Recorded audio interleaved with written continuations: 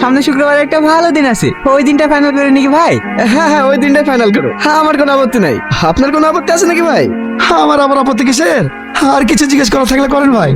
গ্রামের মেয়ে, সবই তো চেনা জানা। যাও বোন, বুড়িকে ভেতরে যাও। ভাই, টাকাটা কবে দেবেন? আরে পাবি পাবি, আগে বিটা হোক। তোকে 5 লাখ না 7 লাখ দেবো। সত্যি বলছেন ভাই? আরে হ্যাঁ রে হ্যাঁ, এদের 1 লাখ টাকা বিয়ের বাজার টাজার করতে লাগবে। থাক, আসি। হাতিস না রিম্পা, তুই কি করবি বল? মেয়েদের কপালে এরকমই হয়।